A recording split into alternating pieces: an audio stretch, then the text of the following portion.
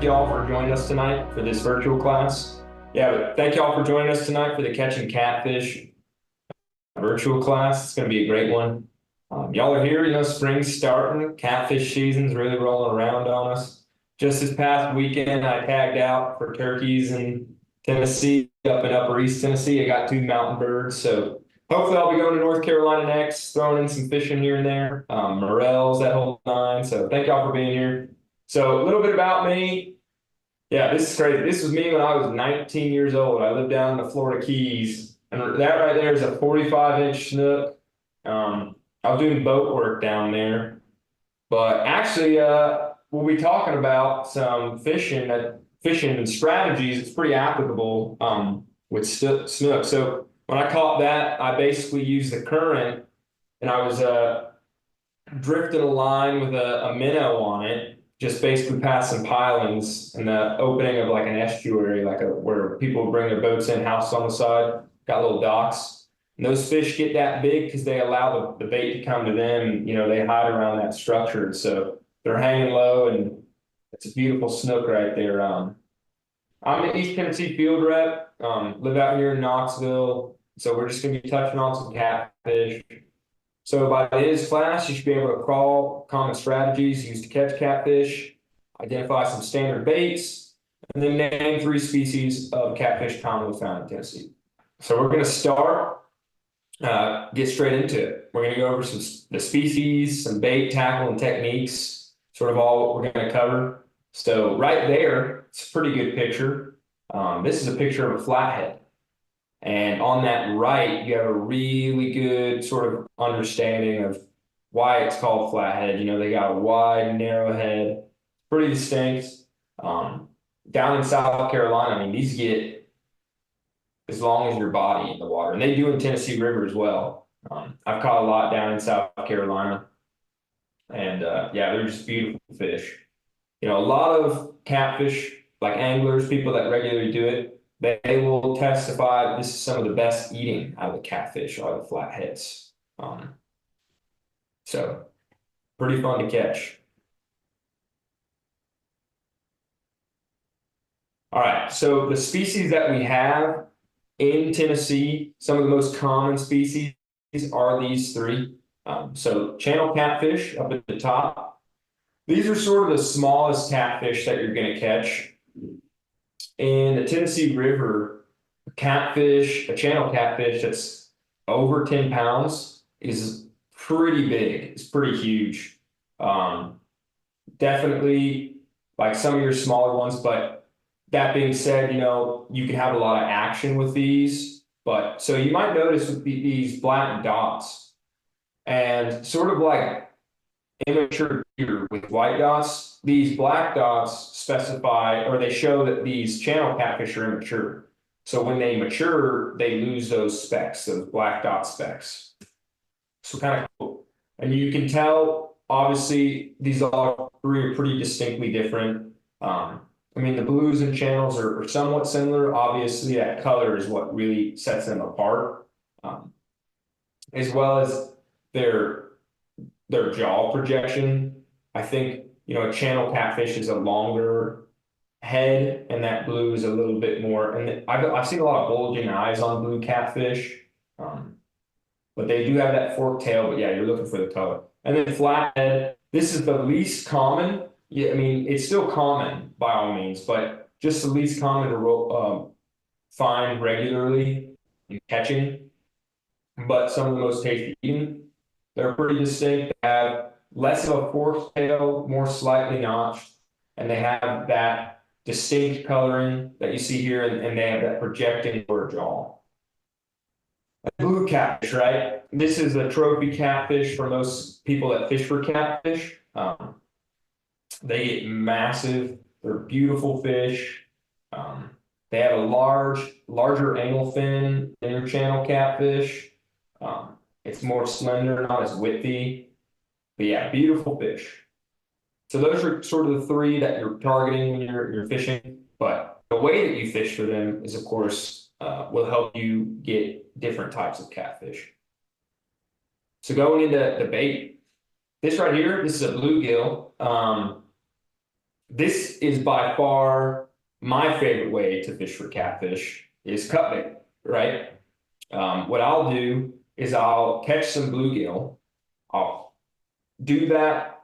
I'll basically cut the head off between the one and the two that we're seeing, and I'll hook it like right through the eye or right through the top of the snout or bottom of the jaw, and I'll throw it. And man, that is like, I've caught 60-pound catfish by doing that. I think that's just a really good way. But any type of cut bait, a lot of people swear by skipjack, any type of shad, really.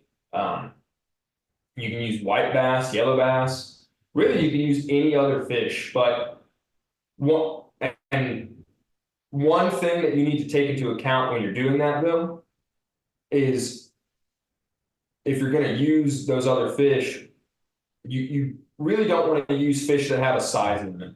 So like game fish, you can use game fish for bait if legally caught using legal methods.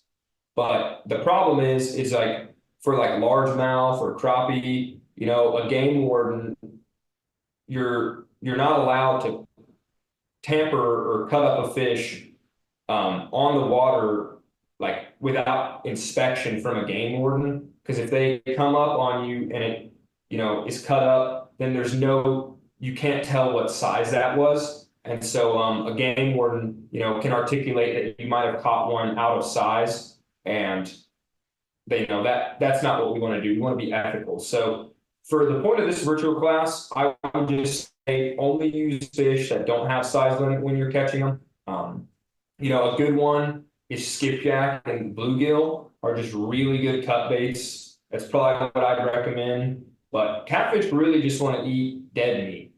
That's at the end of the day, that's like, especially blue catfish, that's what they're going after. So you catching a bluegill like this size and using that head, it's just absolutely amazing. But yeah, just cut bait. Right? So going back into it, skipjack, that's the number one bait fish anglers. Like I'm a little bit more partial to bluegill. But everyone has, their luck. The reason those skipjack people prefer it is it's an oily fish. When, you throw them in the water, that oil comes out and there's just so much scent coming off these like more oily fish. And that scent attracts tons and tons of catfish. A lot of people say that I know, they say that they catch most of their trophy fish with skipjack. So that's a really great one to have. A friend of mine who's a captain, he says he wouldn't be in business without chicken breasts. They're always there and they're so good because you can't always catch skipjack, but you can go to Ingles down the street and get boneless chicken breasts and you'll be okay. It's usually pretty tough. If you have difficulty keeping it on cut the breast against the grain, and you want to put the hook through the external membrane of the breast. So when you're cutting it, you don't want to use that more fragile, softer interior. You want to use that harder external membrane, and that's how you want to hook through it. And I usually just make them in the size of a ping pong ball. They're like that big. Most of the times, that's as big as you need them.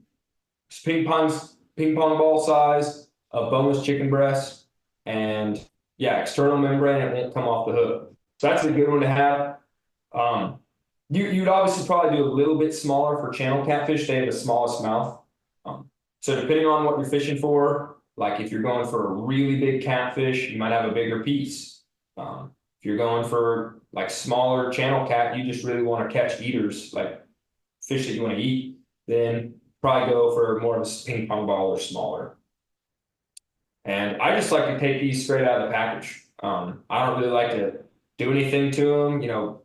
Morning I'm going fishing, maybe the night before, buy them, throw them in the fridge, bring them out on a cooler, take them straight out of the package, cut them up, and then use them just in. And chicken liver is good too. I heard a lot of old timers talk about it. It's pretty hard to keep on the hook, but it's great to catch fish with. These are all at the end of the day dead meat, like I was talking about. And so if you can find a good way to keep chicken liver on the hook, then yeah, by all means, you'll catch trophy fish. I'm gonna play a quick video for y'all, and it's basically an example of catching skipjack to use as bait. Hi folks, we're out here catching some catfish bait for Scenic City Fishing Charters. We got Mr. Joe Jellison, Chack Cats on the left, the little short guy. And the tall guy is Ty Conkle, Captain Ty Conkle. And we've been catching them one right after another. But now that we roll video, we'll probably quit catching them. Show them the cooler. There's some evidence. There's some evidence. Catch us one, Ty. Show them how it's done. That's the stuff that happens when the camera is rolling. Well, that sun just went away. Captain Joe got us one there. Captain Conkle missed one.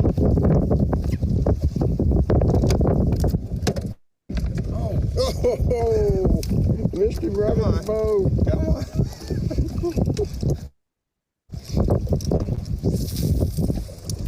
We're gonna do it. There we go. There we go. Don't lose him, Ty. Don't lose him. Oh, I'm an expert at losing them. We love catching bait. Catching bait's almost as much fun as catching catfish. I'll talk about this. I don't know about that. Ty says he doesn't know about that. Anyway, that's what we do to get catfish bait for y'all. Show them that lure. This is the Foley spoon. The old Foley spoon on a Carolina rig. Just throwing her out there. Yep. Figuring out where they are, which is the trick. But we've definitely figured out where they are today. Yep, so that's a Foley spoon on a Carolina rig. That's really, really good for catching skipjack. I know sometimes people talk about a Saviki rig or white crappie jigs. You're really just imitating a tiny minnow is ultimately at the end of the day what you're doing to catch these. So, you could even use minnows. But ultimately a Foley spoon, a Carolina rig, you wouldn't want to use minnows, like actual minnows, but you can. I mean, if you're catching that many shad, right? But a Foley spoon on a Carolina rig is really great. But skipjack behaviorally will do runs at certain times of the year. This is subject to change due to environmental factors, but you can read those fishing reports and get in touch with people who are on the rivers, such as people that are in management. TWRA is really great. They have a lot of people that work for them's websites directly available, and their phone numbers directly available on their website. You can get in touch and learn more about those skipjack runs. When they're running, they're running. And so it's good to catch them then, catch them like they're catching them, and then freeze them up. And when you're going out and it's catfish season, or you want to go catch catfish, bring some out, thaw them out, and then cut them apart, and that's what you can use. But yeah, Foley spoon on a Carolina rig is great for catching these skipjack. I don't know why I played again. Tackle, right? We've got an example of this box. I have a box of something similar. You don't need anything fancy to catch catfish. And that's why I love teaching this class, because it's extremely accessible. But you've got hooks of various sizes, depending on the different types of catfish you might want to catch. Channel catfish, you'd be using smaller hooks. Great big flatheads, using bigger hooks. You want sinkers of various sizes, as we're seeing, and sort of those middle boxes. And then 2 and 3 weight swivels, but you don't really need any fancy stuff. So we got swivels up in the top right. We've got our sinkers top left and in the middle, and then obviously our assortments.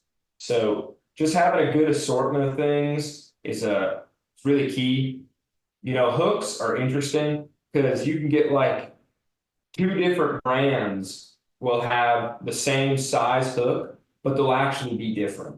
Like, and I'll get into that a little later on, but I'll talk about brands and stuff like that. But yeah, just having a good assortment in your tackle box is just key.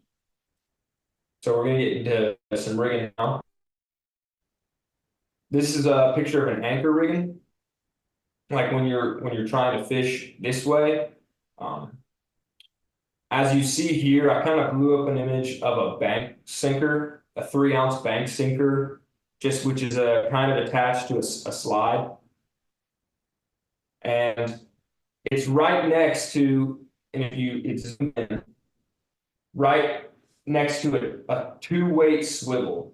So the swivel has the two hoops on the end of it, and it has that the 3-ounce sinker is attached to that sinker slide. But this line is main line, about 30 pounds to 40 pounds. Line is just like 30 to 40 pound tests on that line, that main line prior to the swivel. And then the leader is 60 pounds. And it's just good to have a 60-pound leader because that way you're not losing a bunch of big fish. You can lose big fish if you go a little bit lighter. So it's better just to use that 60-pound test on that leader.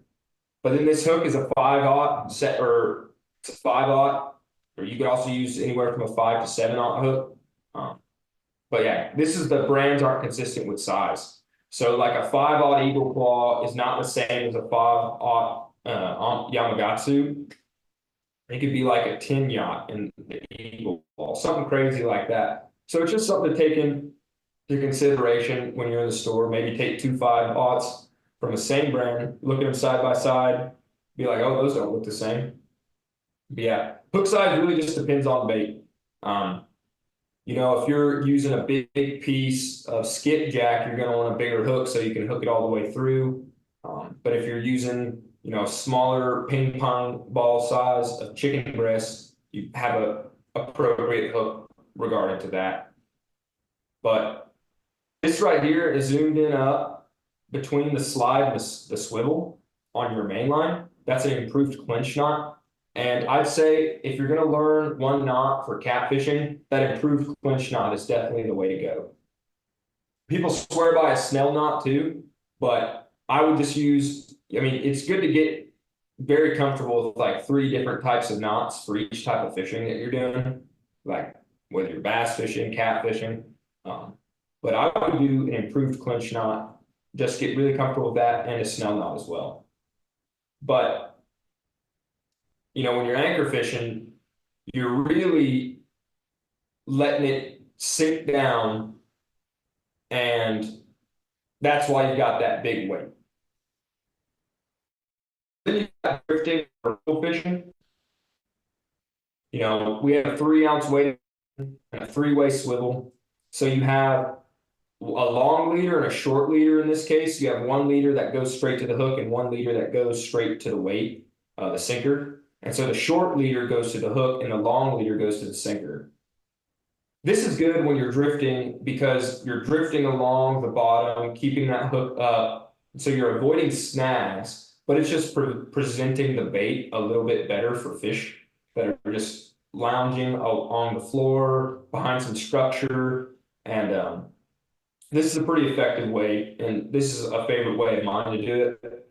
But braided line is good because it's not laying across the bottom. It's strong. A 50-pound braided main line is what I would do in this setup with a 60-pound leader. Again, hook size, either a 5/0 or a 7/0. And just like bass fishing, a drop shot, sinker is below the hook as we see here when you're setting it up, your leaders.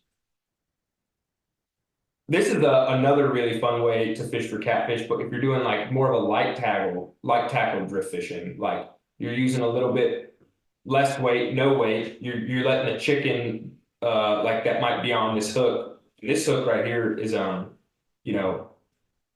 call hook, which could be like a Norwegian kale hook. Actually, I think is how it's pronounced. But it's cool because the hook point is in line with the eye. so it doesn't really get hooked on the bottom. But you put ball size chicken on that, and chicken is dense, and so you let it just free drift with the current. So it is already getting weighed down by the chicken because it's denser than water. So you don't really want to add a sinker or anything on it, but a two-way swivel with obviously a leader and a main line. You know, you want 20-pound braid or 10-pound mono line. That line, those two lines have the same diameter. So you could do a 20-pound test braid or a 10-pound test mono. But using a mono leader with braided line, you know, that's just preferred in this situation. So drift with the current, like I was talking about, the reason you use that kale hook is so it doesn't get snagged up on anything. But it's a really great setup too, especially if you're doing, like, let's say something around like Chickamauga Dam, like close to Chattanooga, and you're a little bit closer to the bank. You could be in a boat, you could be not like, or just bank fishing. And this is a great way to just sort of go for your eater fish, your more smaller cats that you're trying to just bring in to eat. Where to fish? So for catfish, you know, going from a boat is obviously the best way to fish for them, but electronics are critical for really getting into to catfishing.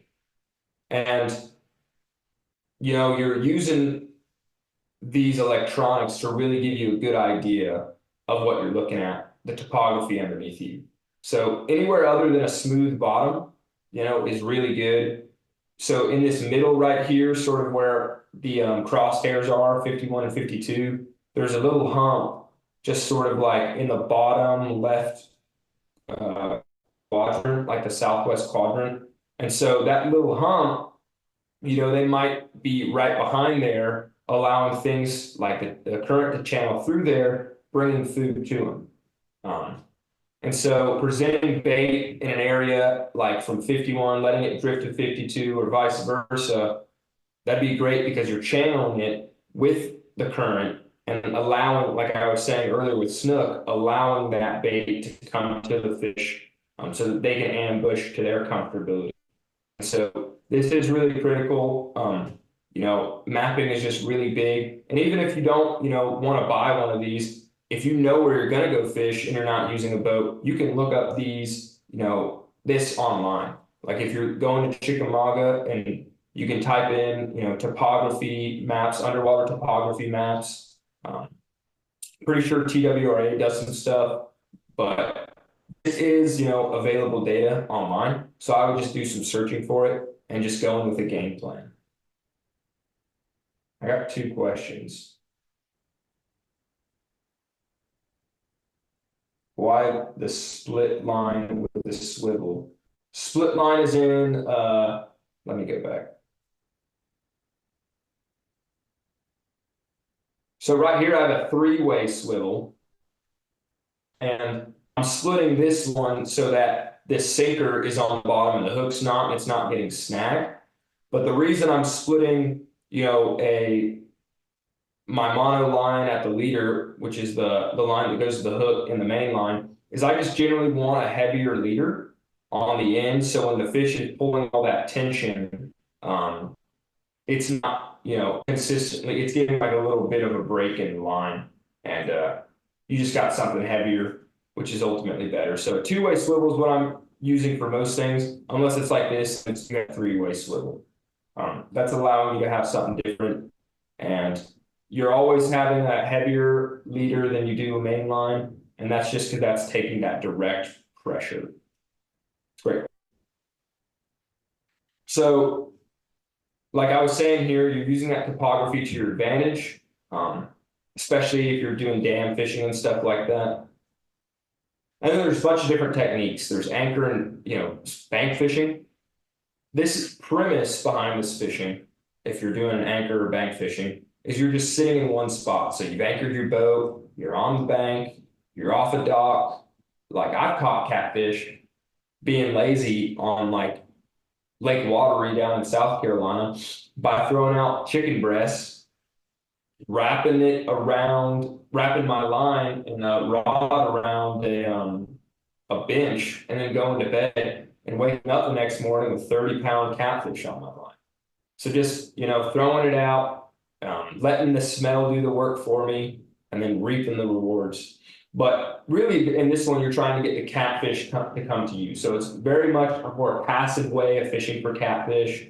And, you know, you just want to fish for catfish all day and kind of take your day off for something easy. This is a great way to go about it. Oh, sorry, y'all. Here's a video example of some anchor fishing. Old Bill's got that rod pumping down pat. Pull that rod up, reel down. Pull that rod up. As I pull it up, it just pulls the line back out. Just for looks, right? That's the same way with tuna deep sea. Pull it up. Old Bill's got him a little closer now. He's putting some heat on him. Try not to let some them go heat on him. because they could snap that line depending on what line you're running. I think it's the same as when I started, and I think I've reeled 10,000 strokes. And how long ago was that? Yesterday. Maybe. Or more. Good Lord. My God. That's a monster. Good Tail and God. first, right? Did you Tail see or- that? Hey, Richard, you want tail or head first? Head first, Okay. ideally, but you want to get him however you can. But the fish isn't done. Don't rush it. The thing is up huge. Good God. How big is that, Richard? I don't know. We'll find out, hopefully.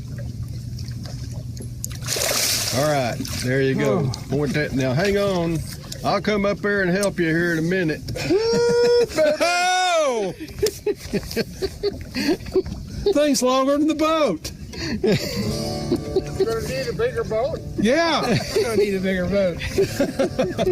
All right, we'll be back in a minute once we get this fish in here. Hang on. That's awesome right there. That is an absolute unit of a fish. Yeah, like another good reason. So that right there is a blue, right? Beautiful blue catfish. Just super beautiful. You know, fishing for catfish is one of the biggest fish you can catch in Tennessee. So it's got a lot of allure to it. You've got a lot of good fights in them. A lot of my proficiency is in deep sea fishing.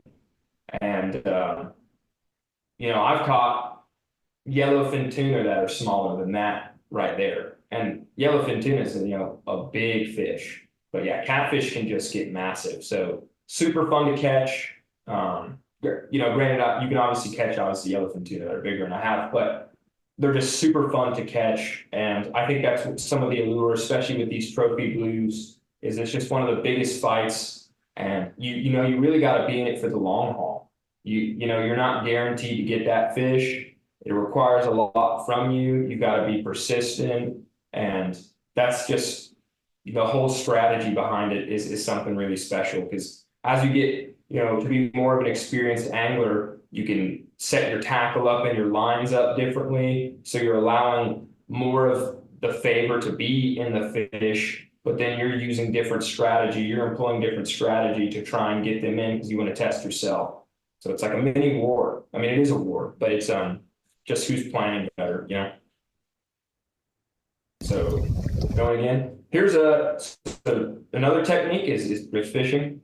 This is just when you want to cover as much water as you can, you know, in a boat. You're drifting along and you're allowing that setup to sort of glide along the bottom like we showed earlier, presenting just different areas, different fish, using those electronics. So let's go ahead and play a quick video for y'all. All right, folks. We got Mr. Matt here bowed up on a big one. We don't know how big, but he's been fighting him already for, I don't know, 5 to 10 minutes. He's heading back to the bottom. Let's stripping that drag. No, don't tighten it up. No, I was going to loosen it just a touch. Yeah. Gosh, that rod is absolutely. Everything I've gained is gone. What do you think about that fish? That is amazing. That is gigantic.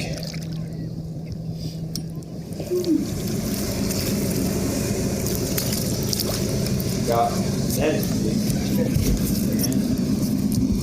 You got him?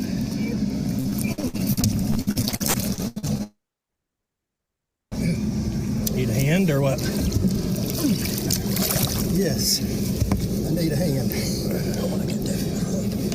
Not really hand Holy smokes! Yeah. Whew. Oh, good Lord. Oh, good Lord is what I say. Oh, my Holy God. mackerel. So you see there, you got like those bulging eyes kind of thing. I mean, it's obviously just a monster of a fish. So they were using braided tackle in that video. I can show it, but you're drifting around with a line straight down, bumping the bottom. You know, caught. This was particularly caught with a bluegill. Let me see.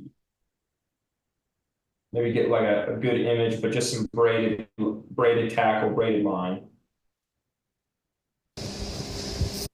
So another technique is drift fishing shallow, so you're not going deep like that last one. This is when, you know, you're fishing tailwaters. There's a little bit more current. This is the Chickamauga Dam. You can basically see downtown Chattanooga in this picture. A lot more action fishing this way. So, you know, you might be catching them a little bit more regularly, but you're using lighter tackle. These are all the heaters. God. Springtime through fall, you get tons He of almost fish. took my head Yeah, off. fill your fridge, fill your freezer. Wow.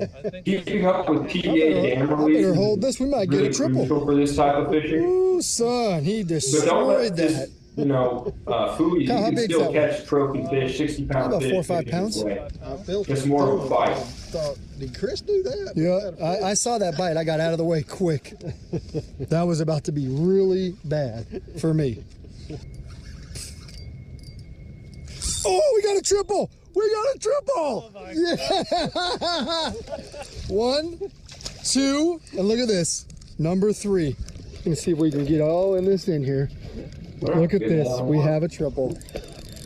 Unbelievable. There's one. Kyle's got his over there, and I got one right here. Here, just hold this camera for a second while I bring this one to the boat. Is it on still? Yeah, it is. Oh boy. Look at the. Come on. Can I do play-by-play? If he gets another 20-pounder, he's going to dinner by himself. I'm gonna turn this and loose. Yeah, turn that one loose. Here he comes. Look at this. That's number 3. Oh, that's a good Got a one. triple. Oh man, this is. Mine was the biggest. Yeah. You told the truth. Oh man. I don't care how big they are. When you get a triple, it's a blast. And then just another one. That's a horse.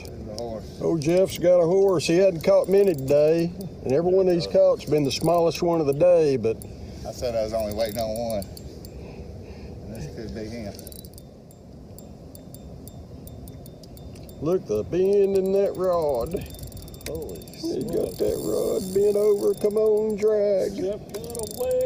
He's a big one. So for this, you're using that, you know, 20, What's that biggest one you 10 ever or caught? 20 36 pound line pounds. like we were talking about with the With 20 you. pound mono leader and tail hook, just throwing chicken on. Be ripping them up. He's got him up. Okay, We there got he some is. bubbles coming. There he I is. see him. We got color.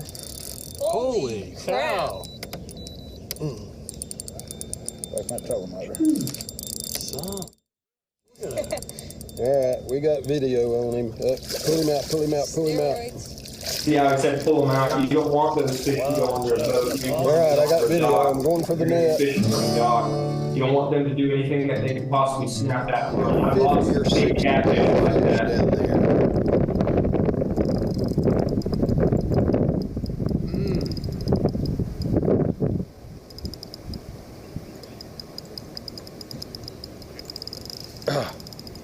So close. So close. He just does not want to come up.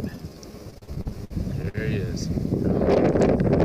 Okay, now we're going to try to land this big boy Good way by to keep hand. that fish from going underneath structures. Believe it or not, keeping that rod tip down and out. So you're having the line further away. If you're keeping your rod tip up, you should never really keep your rod tip up when you're fishing, unless you're, pulling with your weight. Me and Dakota battled this beast for more than an hour. About an hour and 5 minutes on 10-pound test line. Now, you've caught fish this big before, Dakota. Patience overpowers. How is this one different? With the light This one was tackle. different because we was using light tackle. That's a horse. The horse. Oh, Jeff's got a horse. He doesn't So my good friend Richard Sims couldn't be here tonight, but if a lot of these videos were taken from his charter, and so if you are interested in getting out, in East Tennessee specifically, he's a great person to get in touch with. He's landed some monster blues, but a really good way to get proficient in fishing for any type of fishing is going with a guide first, asking those questions. Don't be afraid to ask. Guides love getting asked questions. I've guided before, and people that wanted to learn, it was just, that's a whole, you're sharing skills when you're guiding. You're sharing memories. So taking one guided trip, asking a lot of questions, picking their brain, watching what they do, remembering, asking for places that they go, just stuff like that is a really great way to learn. Sweet. So we'll get into, y'all can ask some questions, but obviously thank y'all for being here tonight and learning a little bit about catfish. We will be sending this recording out to everyone, so y'all can watch over this and go back over those setups that I went over a little bit earlier. But yeah, if y'all have any questions, let me know. And if not, if y'all got somewhere to be, thank y'all so much for being here. But yeah, we are a nonprofit, so donations really go a long way for us. And helping us expand the scope of what we're able to do and what we're able to teach. Next time it could be a class on noodling. And I'll be emailing some resources in that email as well about this topic in the next couple of days. But if there's no questions, thank y'all so much, and I'll be sending this out. But have a good night, everyone.